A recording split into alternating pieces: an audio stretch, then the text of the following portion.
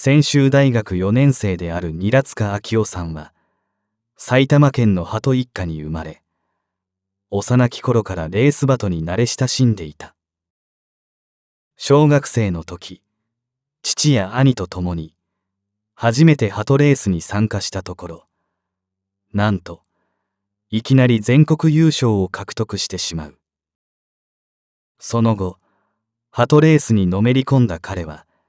やがて自身の進路を決定する年齢を迎えた。果たして、彼が夢見た将来とは。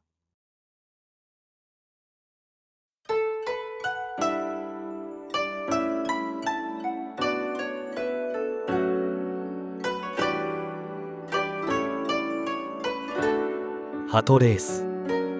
それは、鍛え抜かれたアスリートの鳩たちが、競争というドラマを繰り広げる熱き戦いである。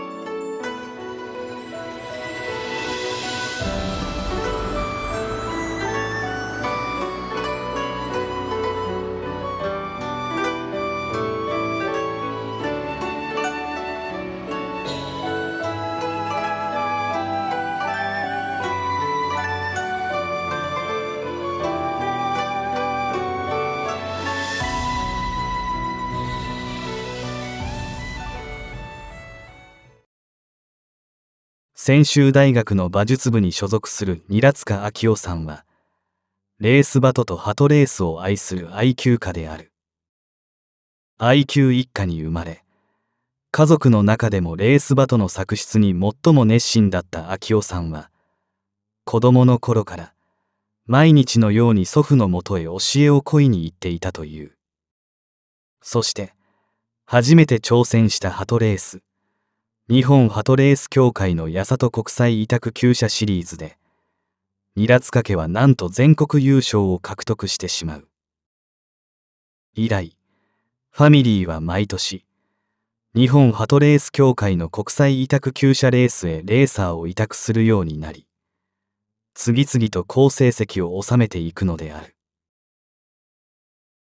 普通の親子だったら学校の成績とか、そういうのをなんか喋ったりとか、こう聞いてもらったりとかするのが普通の家族かもしれないですけど、やっぱその家族揃ったら、やっぱりその鳩でこういう成績取ったよとか、今何羽残ってるから、国際厩舎何百キロがあるから、楽しみにしといてねとか、そういうのをおじいちゃんに伝えたりとか、まあ家帰ってきたら、まあ一緒に世話したりとか、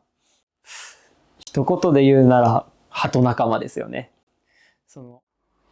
自分でやった。それこそ中学とか小学校の時だった気がします。で、さっきも厩舎見てもらったと思うんですけど、あそこにすごいアパートのように、こう、自分たちで韮塚アパートメントとか言って、厩舎を作ってから、こう、一気にこう、作室の数が増えたんですよね。で、なって、それでどんどん自分たちでも鳩集めたりして、ひな取って、その種鳩用にも残して、で、そういうので結構選択肢とかが多く増えてきた時に、こう、いろいろと組み合わせとか、自分の鳩の相手を決めさせてもらったりとか、そういうのを始めた時期だった気がします。もちろん小学校の時からこう、種付けのシーズンってなったら、こうお父さんがやってるのを見ながら、すごい血統が好きだったんで、いろいろとそれこそ雑誌読んだりとか、そういうので血統とか好きだったんで、作出をしてみたいなっていう頭があったんで、その作出時期になったら、厩舎行って、いろいろとこう考えて、やるっていう時に一緒にいて、こう何羽か決めさせてもらったりとか、自分の鳥は選ばさせてもらったりとか、そういうので結構やらせてもらってた期間がありましたね。本当にその期間行って、結構大半を好き勝手決めさせてもらった時期もありましたね。中学が主にそういう作出時期とかには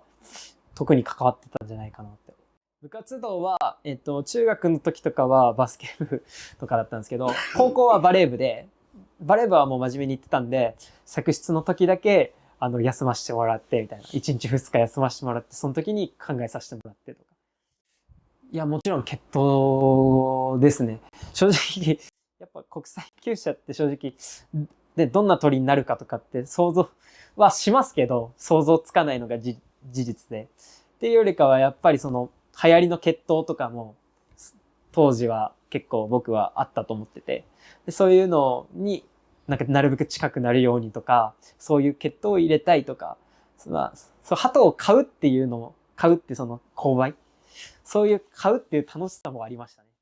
あとはもう家族の話、日頃の話し合いっていうか、ただの雑談でいろんな、この血統とか、あの人活躍したからこういう血統してみたいねとか、この鳩欲しいんだけどみたいなので買ってもらったりとか、集めたり、それこそいただいたりとかもありましたね。そうですね。やっぱその当時は、僕たちはその国際厩舎の飛び筋で活躍してたのもあったりとか、その協会の、ね、オークションっていうのも一つのその僕たちのトレンドだったんで、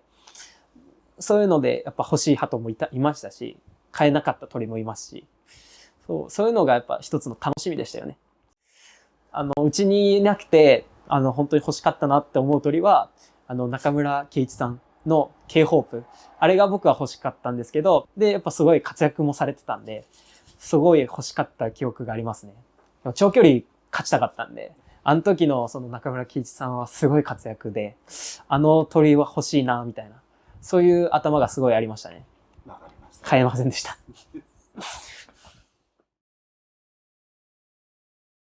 初優勝の翌年、2013年から2023年までの10年間、日本鳩レース協会の委託厩舎レース、八里、伊賀の両国際委託厩舎において、ニラツカファミリーのベスト10入賞は計11回。そのうち、約半数となる5羽が、秋夫さんの作ったレーサーだ。これらの成績により、秋夫さんは2019年度、2020年度と、学生が対象となる日本鳩レース協会のタイトル、文部科学大臣賞を2年連続して受賞する。10代の年月を鳩レースに費やした秋夫さんは、強豪レースマンであった祖父の血を受け継ぎ、まさに鳩レース界のサラブレッドとして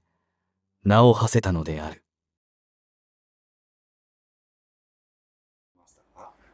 僕はやっぱそのスマートフォンが普及した世代でもあったんで、中高とかは正直ダメなんですけど、授業中にこそっと見たりとか、トイレ行って見たりとか、休憩の時にバレないように見たりとか、そういうのがありましたね。高校になってからは休み時間とかだったら触ってもよかったんで、そういうので位置確認したりとか、ちょっと YouTube で鳩来てないかなみたいな確認したりとかはありましたね。もちろん友達にももちろん全く知識はないですけど、鳩レース自体には興味ある子っていうのは何人かいて、でも厩舎とか動画送ったら楽しんで見てくれたりとか、来たいって言ってくれるような子もいたりしたんで、そういう子たちに何位入ったよとか、今回は期待してるんだとか、全然ダメなレースだったわみたいな、そういう話はよくしてましたね。それこそ授業中とかだったら集中はできないですよね。やっぱで結構集団で帰ってきたりするとパッて一気に何十パーも上がるわけで、そしたらやっぱちょっと画面もちっちゃいんで、スマホだとね、拡大して自分の鳩が来てないか確認したりとか、そろそろ来てもらわないとちょっとうちの厩舎はまずいかなとか、そういうのは結構いろいろと考えたりしてましたね。八里の2020年度の、国際厩舎で、200キロで、2位になりまして、自分としては、やっぱり周りの人が認めてくれるような大人の人たちと混ざっても、誇れるような成績で取りたいっていうのがあったので、文部科学大臣賞を取るつもりで狙って出してたんですけど、やっぱ取りたかった。何としても文部科学大臣賞を取りたかったんで、200キロ2位で、文部科学大臣賞を取れたのはすごく自分では、嬉しかったレースになってます。僕の作出論っていうのもありますし、うちの作出論でもあるんですけど、やっぱ国際厩舎の鳩は国際厩舎の鳩から。国際厩舎の、飛び筋を使えば、国際厩舎で一番活躍できるのに一番の近道だなと。そう考えて、国際厩舎の鳥を、協会の作出バードを落札してたっていうのもあって、で、それが思うようにいった時はすごく嬉しかったです。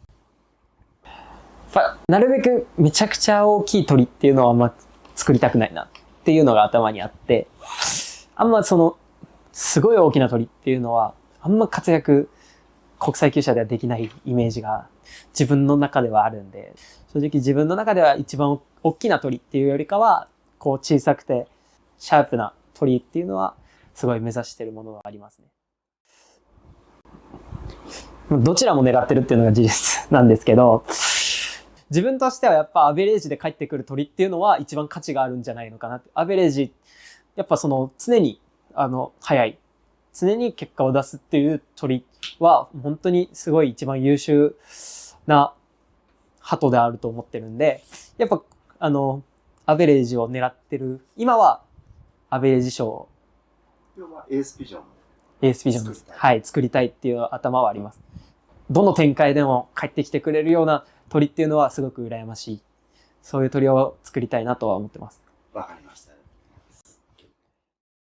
小学生の頃からレースバトと共に成長してきた韮塚さんは、高校3年生となり、人生の岐路を決定する時期となった。父、信光さんが相談を受けた進路は、競馬の世界。将来、競走馬の調教師を目指したいというものだ。彼がこの道を目指すようになったのには、あるきっかけがある。僕が小さい頃から本当に動物が好きで、本当にちっちゃい頃の夢は、鴨川シーワールドのシャチの飼育員さん。それが本当の夢で、でも鳩を携わるようになって、血統が好きになって、で、鳩レースっていうもの自体も好きになって、やっていくうちに、次は競走馬。似たようなブラッドスポーツと言われるものにハマっていって、で、うちは簡単に言えば生産牧場のようなことしかしてなくて。で、競走馬はやっぱメインとなるのは調教であって。で、調教師であって。ってなっていったら、ずっと、競走馬の道を進みたいっていうふうに思って、選択肢もいろいろとあった中で、大学馬術というものを選ばせてもらいました。夏頃だったと、高3の夏頃だったと思うんですけど、なんか一生懸命本を読んでるんで、何の本読んでるのかなと思ったら、いろいろな、調教師さんの本も含めて、何冊も置いてあったんで、競馬に興味のあるのかなっていうのは感じてて、高3の秋ぐらいに、馬の乗馬クラブに行きたいと。なんでって聞いたら、その時に、ゆくゆくは競馬の調教師さんになりたいんで、馬に乗れないとなれない。それで、その時にその説明を、どういうふうに、自分が今後将来描いてるかを、説明を受けました。あとはもう、その話を聞いただけで、それをやりたいんだから、あとは見守るね。反対も賛成も、別にせず、やりたいことを、やっぱり若いうちはやった方がいいという思いで、じゃあ分かったと。行ってきなさいということで出したっていう覚えありますね。これはもう鳩レース。そのものですね。やっぱ鳩レースをやってなかったらまず競馬というものにも興味はなかったですし、やっぱ鳩を飼ってた鳩レースに携わってたっていうのが一番大きいと思います。きっかけになった方はどうなったでしょうか。それはもう憧れた藤沢和夫さん。藤沢和夫。競馬をかじったものなら誰しもが知っている名前だろう。 JRA 日本中央競馬会歴代2位の通算1570勝、うち10勝126勝、 G1 レース34勝という大記録を持つ競走馬における調教師の名伯楽だ。藤沢氏は趣味としてレース鳩の飼育、そして国際委託厩舎で鳩レースも行っている。そのことを知った昭夫さんは同志に憧れ、自分自身の未来を重ね合わせたことで歩むべき道を定めたのである。現在、専修大学の馬術部に所属し、各大会に参加しながら馬に慣れ親しんでいる彼は、関東学生馬術地馬大会2科目 B 優勝、東都学生一般障害2位など、好成績を上げつつ、将来の夢に向けて、その歩みを進めている。でも最初に知った時は、鳩をやってるなんていうのは全く知らなくて、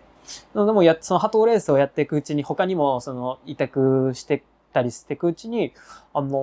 ミニボーイボーイにある名前があるなと。でなりまして、知り合いづてに、この方は藤沢和夫先生なのかっていうのを聞いたら、藤沢和夫先生だと。なんかちょっとそこでなんか自分のその尊敬してる気持ちがもっと強くなったっていうか、そこでもより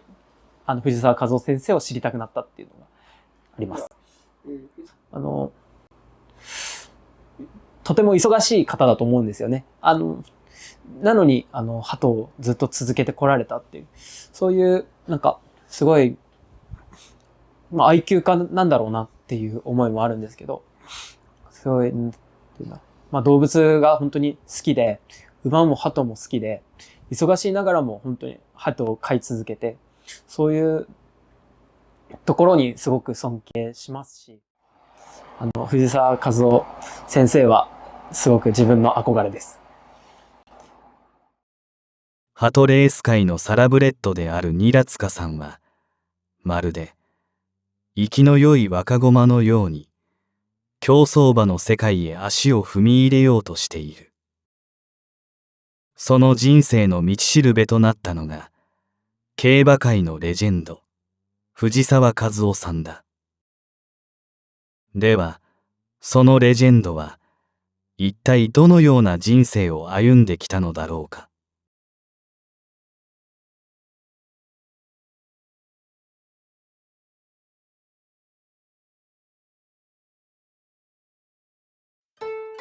競馬界の名伯楽、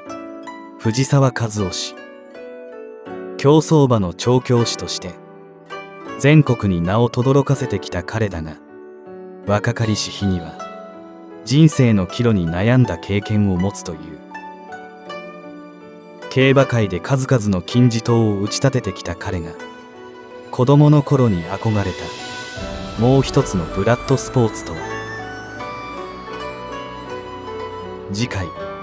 レーシングピジョンストーリー、若駒と請求編の1をお楽しみに。